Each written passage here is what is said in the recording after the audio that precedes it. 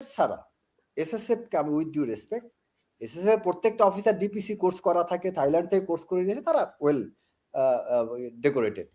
SSF ছাড়া আমাদের বাংলাদেশে যত সিকিউরিটি অর্গানাইজেশন বা যারা আছে, অনেক প্রতিষ্ঠান জানেই না এক্সিকিউটিভ প্রোটেকশনটা কি আসলে, এখানে কি ধরনের প্রাইভেসি, কি ধরনের কনফিডেন্সিয়ালিটি মেনটেন করা উচিত এটা বুঝে না, বরং এরা অতি হরকত করতে যায়, এরা আরো ঝুঁকিটাকে, থ্রেটটাকে ডেকে নিয়ে আসে।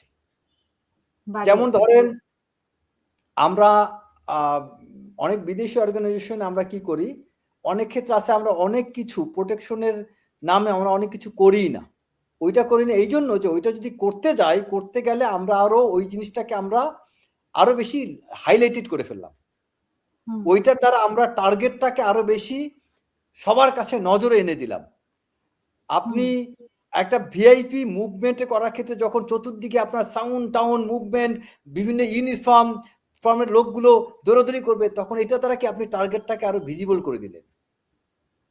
আপনি খেয়াল করে দেখেন, তারেক রহমান একদিন সকালবেলা তিনি কোনো প্রোটেকশন ছাড়া হুট করে একটা অফিসে হেঁটে গিয়েছেন, ওইটা কিন্তু বেস্ট মুভ ছিল এন্ড হাইয়েস্ট সিকিউরিটি ছিল, আমি মনে করি হাইয়েস্ট সিকিউর ছিল ওইটা, সিকিউর ছিল। আমি I use the word secured, মানে যেখানে আপনার নিরাপত্তা নিরাপদ ছিল, কোনো নিরাপত্তাহীনতা ছিল না। কেন?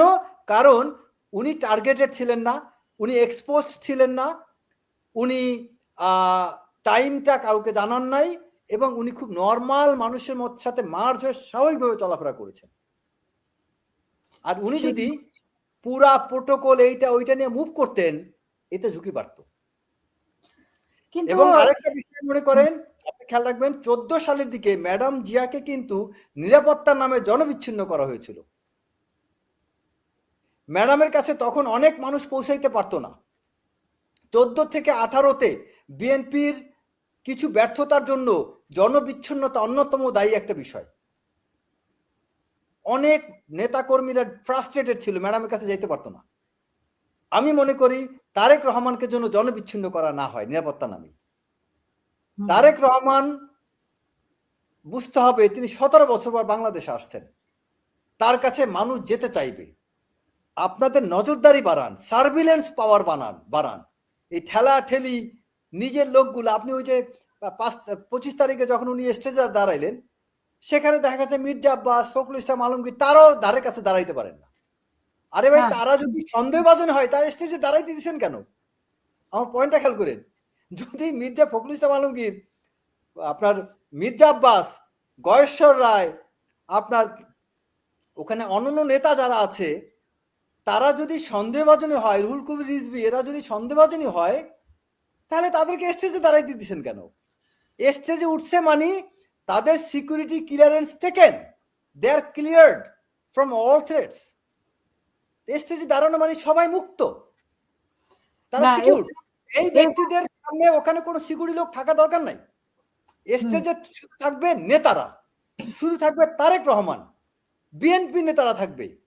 বিএনপির যেই সব নেতাদেরকে কর্মীরা দেখতে চান, যাদেরকে দেখলে কর্মীরা উজ্জীবিত হয়, ওই স্টেজে শুধু নেতারা থাকবে। বড় জোর থাকতে পারে তারেক রহমানের ব্যক্তিগত সহকারী নুরুদ্দিন অপুর মতো মানুষ, তিনি ওখানে থাকাটা আমি মনে করি তার ব্যক্তিগত সহকারী, বা আপনার ওই যে সানি সাহেব আছেন, কামাল সাহেব আছেন, ওনরা থাকতে পারেন।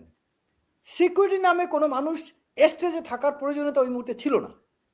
কারণ কি, ধরেন ওইখানে আমি একজন রাজনীতিতে 40-50 বছর ব্যয় করছি, আমি নুরুদ্দিন অপুর মতো জেল খাটছি, বা আমি ওখানে সানির মতো লন্ডনের সময় ব্যয় করছি, বা আমি এখানে তারেক রহমানের সাথে অনেক দীর্ঘ সময় ব্যয় করছি। এখন আমাকে যদি কোন একজন সাব ইন্সপেক্টর বা কোন একজন এসপি এসে আমাকে যদি ওইখানে তারেক রহমানের পাশে দাঁড়াইতে বাধা দেয়, আমার অন্তরে আঘাত লাগবে। আমার হাজার হাজার লক্ষ লক্ষ কর্মী সমর্থক, তারা তো ওইখানে কষ্ট পাবে, এটা তো দলকে ক্ষতিগ্রস্ত করবে। কিন্তু আপনি যে বলছেন লন্ডনে এদের নাম যে